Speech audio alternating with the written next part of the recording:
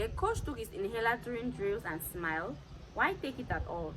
He's turning blue, Mateo. Stay with me. His chest jerks, no air coming in, just this dry, desperate gasp that doesn't finish.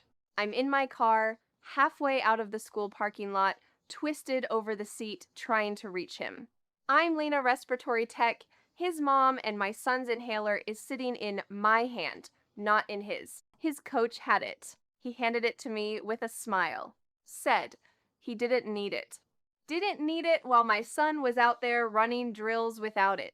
I look back again, his lips are darker now, his eyes unfocused, and I ask, when did he last use this? But then I remember the way his coach leaned in and what he whispered. And suddenly, I realize this wasn't a mistake. Before we continue, please hit the like button, subscribe to the channel, and turn on the notification bell for updates. I grip the inhaler tighter, my fingers digging into the plastic like I can force it backward in time, like I can undo whatever just happened on that field.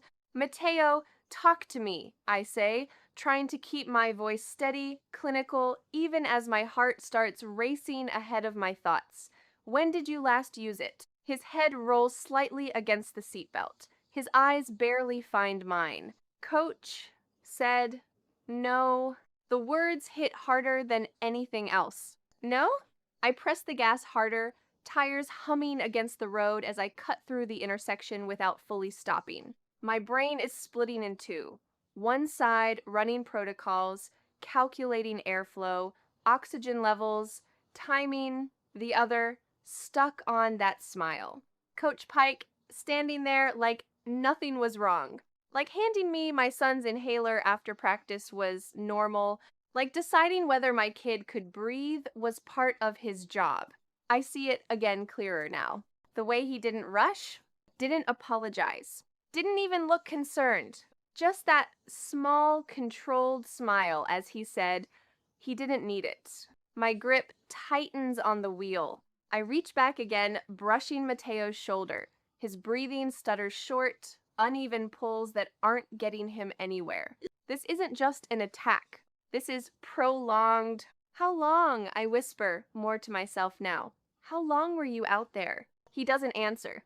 And then it hits me sharp, cold, undeniable. He didn't have it the whole time. I grab my phone with one hand, fumbling to unlock it, already dialing. Because if that's true, if his coach really kept it from him, then this didn't just happen. It was allowed to happen. And as the call starts ringing, Mateo's breathing suddenly skips, just for a second, long enough to make my stomach drop. Mateo? I say, louder now. No response. Only that faint, strained sound, and the realization that I might already be too late. The operator's voice cuts in, sharp and immediate. 911. What's your emergency? My son, he's having an asthma attack. I say, the words coming fast, precise, severe distress, cyanosis starting, no medication administered during exertion. I stop myself, force it simpler. He can't breathe. Is he conscious?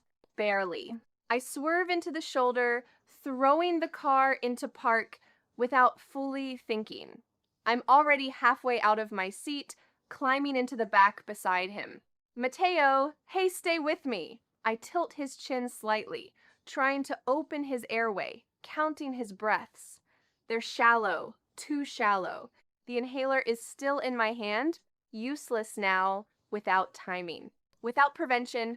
Ma'am, when was his last dose? The operator asks. That question again. I look down at Mateo, at the way his small fingers are curled tight against his chest. Mateo, I say, softer now, when did you use it last? Tell me. His lips part, dry, trembling. Didn't. My stomach twists. Didn't what? Didn't let me... The words barely exist, but they're enough. I close my eyes for half a second, and suddenly I'm back at the field again. Not the version I brushed off, but the one I didn't question hard enough. Mateo standing near the bench, shoulders tight, Coach Pike holding something behind his back, watching him, waiting. "You don't need it," he'd said, not loud but firm. Final. I open my eyes again, and now it's not a memory, it's a pattern forming. "How long was practice?" I ask, my voice thinner now. Mateo doesn't answer. His breathing stutters again, a weak pull that barely lifts his chest. "Ma'am, is there someone who had control of his medication?" the operator presses. My throat tightens because I know the answer now, and saying it out loud makes it real. "Yes," I say, forcing the word through. His coach did. There's a brief pause on the line, just long enough to feel it shift. Did the coach administer the medication? No. Did he prevent access to it? I look down at my son at the way his body is fighting for something that should have been given to him without question. And I say it, yes. The word lands heavier than anything else, because now it's not confusion. It's not a mistake. It's something else entirely. In the distance, I finally hear sirens closer now, cutting through the noise in my head. I lean down, pressing my forehead briefly against Mateo's. "You're okay," I whisper, even though I don't know that yet. "You're okay." But as I pull back, his breathing falters again. And this time, it doesn't pick back up right away. "Mateo?" Nothing. And the sirens still aren't close enough. The ambulance doors slam open before I even register stopping. Paramedics move fast. Oxygen mask, pulse check, clipped commands that overlap each other. One of them looks at me. "How long has he been like this?" "Too long," I say. "He didn't have his inhaler during practice." That gets a look. Quick, sharp. They lift Mateo onto the stretcher, and I follow so close I almost trip climbing in after him. The oxygen hisses as it flows, his chest finally rising a little deeper, but not enough to undo what already happened. Inside the ambulance, everything is tight, loud, controlled chaos. Pulse ox is low, keep it on him. "When was last dose?" I answer automatically. "He didn't get one." Silence for half a beat. Then movement again, but different now. We reach the hospital in minutes that feel stretched thin. Mateo disappears behind double doors, and I'm left standing there, the inhaler still in my hand like evidence I don't know what to do with. "Lena?" I turn. It's Rachel Kim, another parent from the team. She looks shaken, eyes darting toward the doors. "I heard what happened," she says quietly. "Is he—" "I don't know yet." She hesitates, then steps closer. "My son mentioned something last week." I feel it before she even says it. "What?" Rachel lowers her voice. "He said Coach Pike takes their inhalers during drills, says it slows them down, that they need to push past it." The hallway noise fades under that sentence. "You're saying this wasn't just Mateo," I say. She shakes her head. "I thought he was exaggerating. I didn't think—" "Neither did I." A couple nearby parents start listening now, drawn in by the tone more than the words. One of them frowns. "Pike's strict." "Yeah, but he wouldn't risk a kid like that." Rachel doesn't answer. I do. He already did. The tension shifts, subtle but real. Doubt creeping in, then the doors open. A doctor steps out, scanning the room. "Lena Morales?" I move immediately. That's me. He gestures me aside, his expression measured, careful in a way that makes everything worse. "Your son is stable for now," he says. "We've got oxygen levels coming back up. But what?" I press. He pauses. Just for a second. And then he says it. "We need to talk about how long he went without oxygen." How long he went without oxygen. I repeat the words, feeling heavier the second time. The doctor nods, guiding me a few steps away from the others. Based on his condition when he arrived, this wasn't sudden. His oxygen levels had been dropping for a while before intervention. "A while? How long?" I ask. We're still assessing, but long enough to be concerned about potential impact. Impact. My mind fills in the rest before he says it. Neurological risk, delayed response, damage that doesn't show immediately. I swallow. He asked for his inhaler. It's not a question. The doctor studies me. Was it available to him? No, I say. It was taken from him. That lands differently. I see it in his face. This isn't just medical anymore. I step past him before he can respond, pushing into Mateo's room. He's lying still. Oxygen mask covering half his face, machines quietly tracking every fragile recovery, but his eyes are open. Hey, I say, softer now, moving to his side. He looks at me, really looks this time. Mom, I'm here. I take his hand carefully. You did good. You're okay. He nods faintly, but there's something else behind it. Hesitation. Why didn't you use it? I ask gently. You know you're supposed to. His fingers tighten around mine, just slightly. He said, I couldn't. The words are clearer now. Who did? I ask, even though I already know. Coach. My chest tightens. What exactly did he say? Mateo swallows. His voice dropped. Said if I needed it, I shouldn't be playing. I go still. He said I'd sit out. Mateo adds, quieter. Said I had to prove I was strong. There it is. Not a mistake, not a delay, a condition. A threat wrapped as discipline. I glance at the monitor steady for now, but every second feels borrowed. You told him you needed it? I ask. Mateo nods. And he still didn't give it back? Another nod. That's when something in me locks into place. I stand up, already pulling out my phone. This doesn't stay in this room. I step into the hallway and dial the school administration number I have saved. It rings twice before someone answers. Front office. This is Lena Morales. I say, voice controlled but sharp. I need to report a medical incident involving Coach Darren Pike. Immediately. A pause. Paper shifting. What kind of incident? He confiscated my son's prescribed inhaler during practice and refused to return it while he was in respiratory distress. Silence. Then, ma'am, let's not jump to conclusions. I cut in. I'm stating exactly what happened. Another pause, longer this time. We'll need to review. I'm a respiratory technician. I say, each word deliberate. What happened today meets the threshold for medical negligence. That changes the tone, but not enough. We'll look into it, they say carefully. Not fast enough. Not serious enough. I lower the phone slowly, my reflection faint in the dark screen. And that's when it buzzes in my hand. Unknown number. I hesitate, then answer. Hello? There's a brief silence on the other end. Then his voice, calm, unbothered. Lena, Coach Pike says, you're overreacting. I don't speak. I just listen. Because suddenly, I know. He's about to tell me exactly why he did it. I step further down the hallway, away from Mateo's room, the noise of the hospital fading just enough to hear him clearly. Say that again, I tell him. My voice flat. You're overreacting, Coach Pike repeats, almost patient this time. Kids get winded. It happens. My son wasn't winded, I say. He was deprived of oxygen.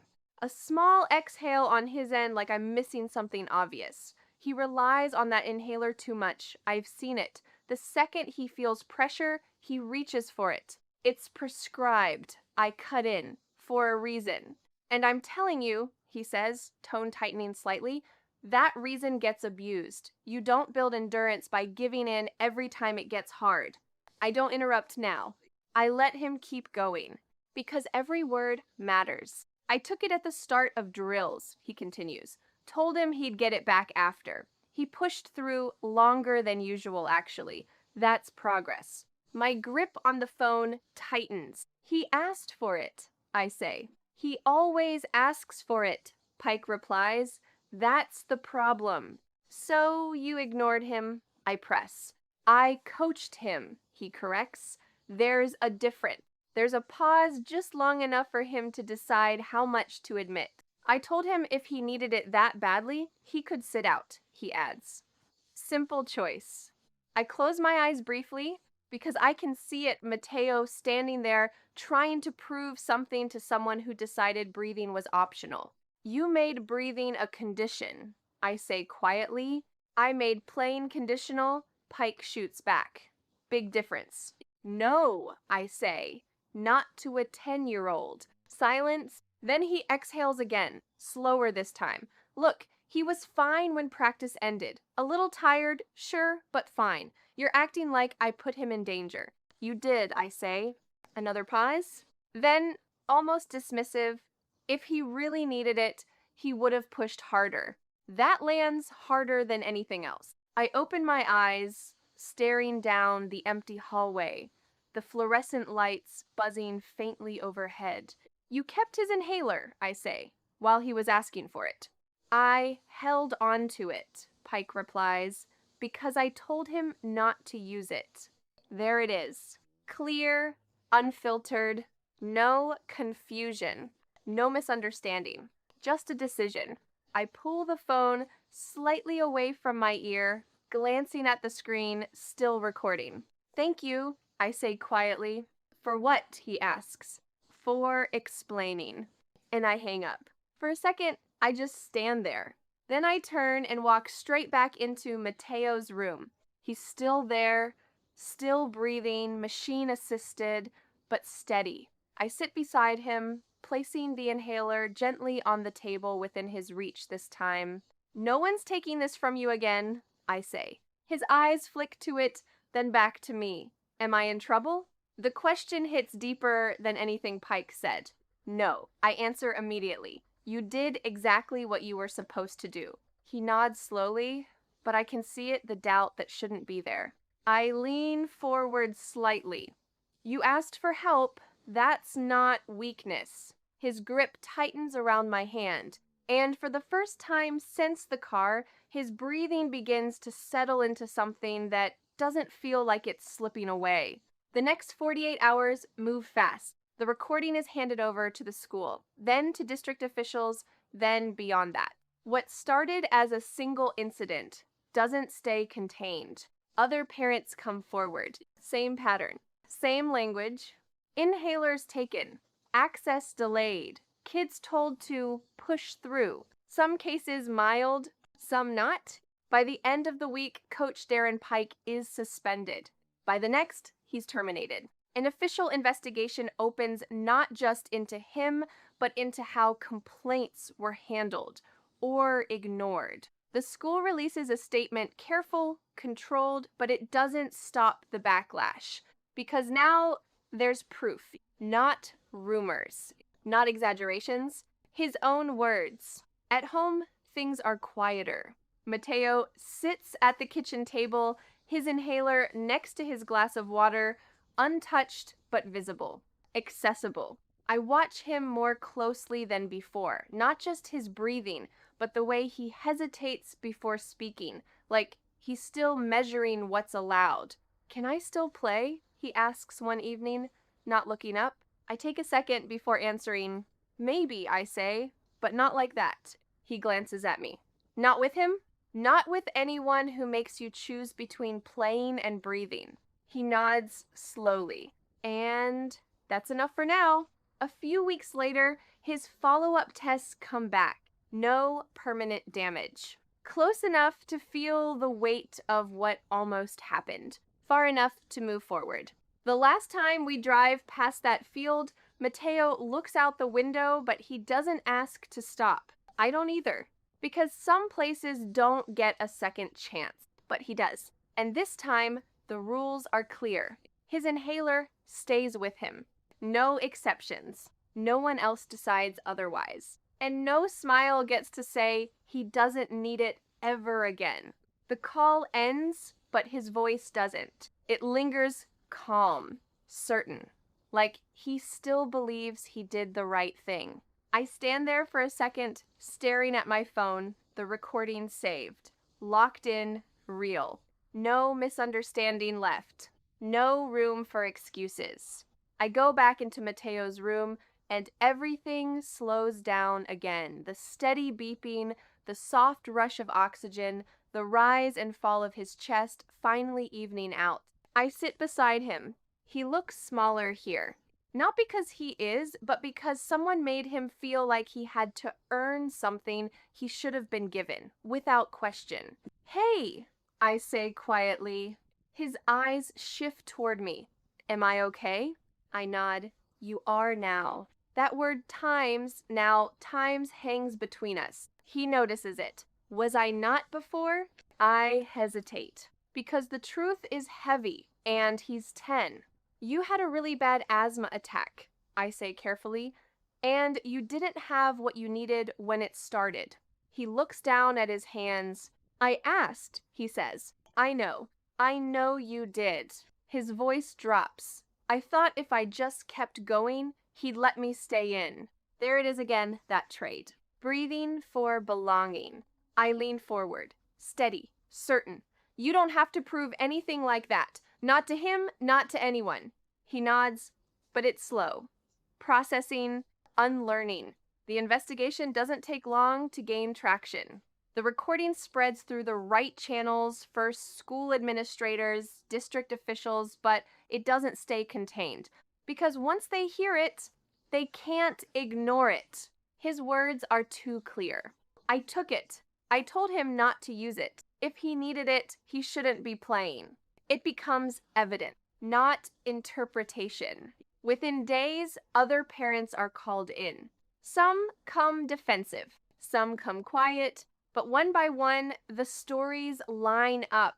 A girl who sat out dizzy because she was afraid to ask. A boy who borrowed someone else's inhaler behind the bleachers. Kids adjusting their breathing around a rule that should have never existed. And every version traces back to the same source. Coach Darren Pike. The school suspends him immediately. That part is quick, but it's not enough anymore. Because now there are records, medical reports, statements. The timeline of Mateo's oxygen levels alone forces the situation out of discipline and into something else entirely. Negligence, endangerment. When the official notice comes through termination, pending further legal review, it doesn't feel dramatic. It feels correct, necessary. His reputation shifts just as quickly as it was built. The same parents who once praised his toughness now sit in meetings asking how this was allowed. Some admit they heard things, dismiss them, didn't think it mattered. Now it does. The school implements new policies within weeks. Clear ones. No staff member can handle or restrict a child's prescribed medication. Medical conditions are documented, accessible, and non-negotiable. Training becomes mandatory, not suggested. At home, the changes are quieter, but deeper.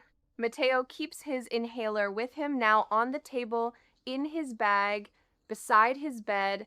No one touches it but him. The first time he uses it again without hesitation, I notice not because of the action, because of the absence of doubt. One afternoon, we sit outside, the air warm, still. He's bouncing a ball lightly against the ground, not pushing, not testing, just moving. "Do you think I'll go back?" he asks. "Maybe," I say, "if you want to." He nods, thinking, "But not there." No, I agree, not there. He looks at me then, more certain than before. "Next time, I keep it with me." I nod. Always. Weeks pass. Follow-ups confirm what we hope. No permanent damage. Close enough to matter. Far enough to move forward. The last time we passed the field, the lights are on. Another team is practicing. Voices carry across the distance. Mateo watches for a second, then leans back in his seat. He doesn't ask to stop. I don't slow down, because what happened there is finished, handled, exposed, and left behind at a red light. I glance back at him. He's calm, breathing evenly, the inhaler resting beside him, untouched but present, where it should have been all along. No one reaching for it, no one taking it, no one deciding for him. The light turns green, and we keep driving. Forward this time, without anyone standing in the way of his next breath. Would you have trusted that coach or questioned sooner? Comment what you noticed that I didn't.